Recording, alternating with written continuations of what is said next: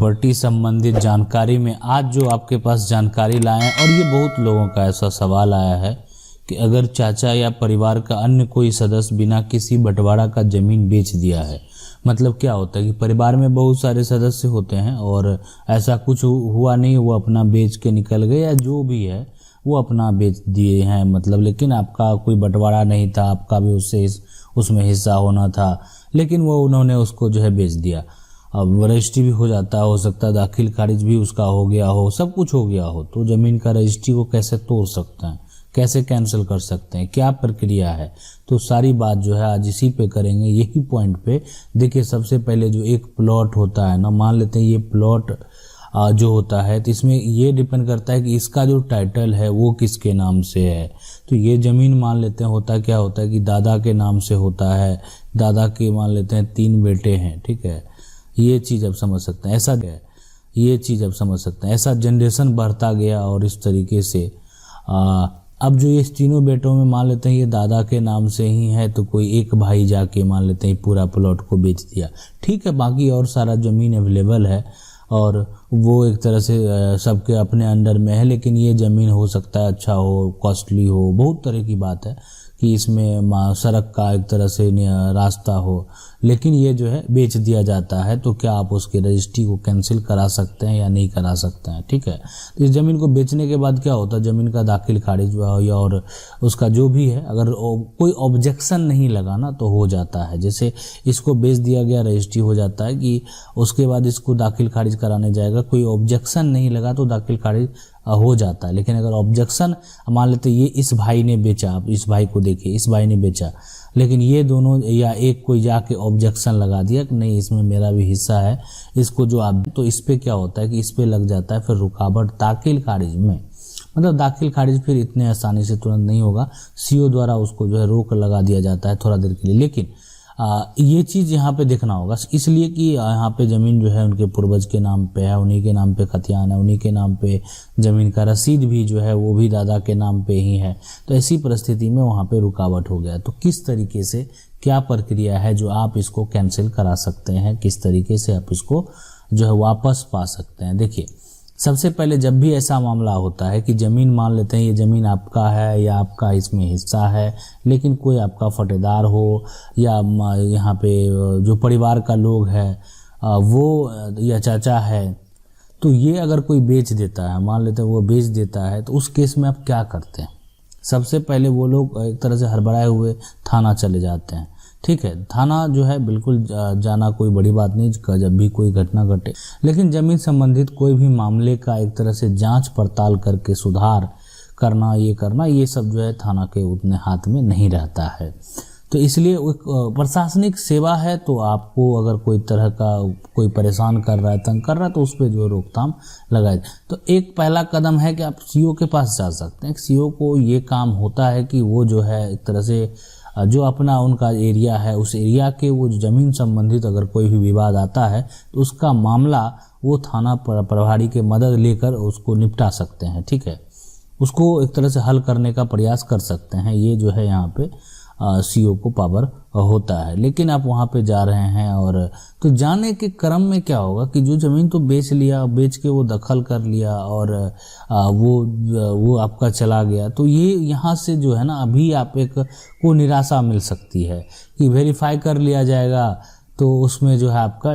उसको तोड़ने का जो आप समझ सकते हैं ना, कैसा नहीं सीओ के लिखित द्वारा देने से ये रजिस्ट्री टूट जाता है, तो ये भी यहाँ पे नहीं होगा। तो इसको तोड़ने के लिए आपको जो भी एक तरह से जिला लेवल के जो भी अधिकारी होंगे आपको उनके पास ही जाना होगा। तो ये प्रक्रिया आप अपना सकते हैं कि आप जो आपका जो जिला लेवल के जो भी अधिकारी हैं उनके पास आप जा सकते हैं, इस मामला का वहाँ से एक तरीके से जो है इसको जो है एक तरह से कैंसिल किया जा सकता है, ठीक है। लेकिन इसमें बात आप समझने वाली बात यह है कि देखिए बहुत सारा ज़मीन है और एक तरह से बहुत सारा ज़मीन है और ये सब जो है एक तरह से दादा हैं जिनके मान लेते हैं या पिताजी जिनके नाम से हैं, ये सारा ज़मीन नाम जो है सब दादा के नाम है और उसी के वंशज जो है इसका उपयोग कर रहे हैं, आपस में बांटे हुए भी हैं। अब जो इसमें हो सकता है किसी ज़मीन से रास्ते निकल जाए या मान लेते ये ज़मीन जो है बेच दिया आपको, तो बेच दिया तो आपको ये चीज़ जो है मतलब कहने का मतलब क्या होता है, जब प्रक्रिया होता है ना तो वो वहाँ पे रुकता नहीं है, चालान डलाया, राजस्व को पैसा आता है और उस चीज़ों को देख लेता है, हाँ उसी का संतान है तो रजिस्ट्री हो जाता है। प्रक्रिया होता है फिर दाखिल खारिज का, और वो भी एक तरह से अप्लाई करने के बाद देखता है उसी के संतान परिवार में से कोई है, उसको बेचा है, तो दाखिल खारिज का भी प्रक्रिया हो जाता है। लेकिन इसमें से कोई अगर एक भाई जाके उसको अगर ऑब्जेक्शन लगा देता है तो फिर यहाँ पे जो है वो रुकावट आ जाता है, इस बात को समझना है। लेकिन ये है कि आपको इसमें भी हिस्सा चाहिए, है ना, आपको इसमें हिस्सा चाहिए। सिर्फ एक प्लॉट में आपको हो सकता है वो प्लॉट अच्छा हो, उसमें आपको भी हिस्सा बराबर चाहिए, सबको बराबर चाहिए। ये ऐसा कोई बड़ी बात नहीं है कि प्लॉट पे डिपेंड करता है। कुछ ऐसे प्लॉट होते हैं जिसमें ठीक है वहाँ पे सब अलग अलग जगह पे थोड़ा थोड़ा दूर हट के ले लिए, लेकिन कुछ ऐसे प्लॉट होते हैं जिसपे हर जगह सबको बराबर चाहिए। ऐसा नहीं कर सकते कोई एक आदमी वहाँ पूरा ले लिया, ठीक है। तो इसके लिए अगर आपको चाहिए तब इसके लिए आपको सबसे बेहतर तरीका रहेगा वो रहेगा न्यायालय, ठीक है। न्यायालय में आपको इसके लिए क्या करना पड़ेगा, सबसे पहले आप सिविल कोर्ट जाएंगे। सिविल कोर्ट में जो है आपको यहाँ पे आप बात को समझना है। सिविल कोर्ट जाने के बाद जो है उस प्रक्रिया पे जो है टाइटल सूट होगा, और टाइटल सूट जो है उस पर क्या होता है, देखिए टाइटल सूट एक सुधार होगा, दूसरा आपको अपना हिस्सा भी लेना है सारे जगह जो एक तरह से, और वहाँ से तो उसके लिए फिर पीएस होगा। तो इसको जो है ना टीपीएस भी बोलते हैं, टाइटल पार्टीशन सूट, ठीक है, टाइटल पार्टीशन सूट। तो ये चीज़ भी समझना जो है यहाँ पे आज बेहद ज़रूरी है कि ये किस तरीके से ये काम करता है। तो ये जो है आज हम जो बता रहे हैं आपको, ये टीपीएस यानी टाइटल पार्टीशन सूट जो है इस पर लागू हो सकता है और होगा, है ना, कि ये नहीं हमको इसका पहले तो तोड़ना भी है, सुधार भी करना है, और उसके बाद ठीक है। ऐसे भी देखिए टूट जाता है तो ऑटोमेटिक है आपको हिस्सा भी मिलेगा, दादा के भी नाम पे है तो आपका फिर अधिकार बन ही जाता है। लेकिन फिर कोई भाई उसको बेच सकता है, प्रक्रिया में समय लगता है, खर्च लगता है, बहुत तरह की चीज़ है। तो लोग उसमें पार्टीशन सूट भी इसलिए कर देते हैं ताकि मेरा जो हिस्सा है वो हमको कानून के द्वारा एक पेपर बना के दे दिया जाए। तो उससे क्या होगा, वो अब एक लीगल तरीका हो गया, अब उसको कोई भी झुकला नहीं सकता है वो प्रोसेस यहाँ पे आ जाने के बाद, ठीक है। तो यही एक प्रक्रिया यहाँ पे जो है बेहतर प्रक्रिया है। तो इसमें अब दूसरा एक सवाल और आता है कि जो ज़मीन है मान लेते हैं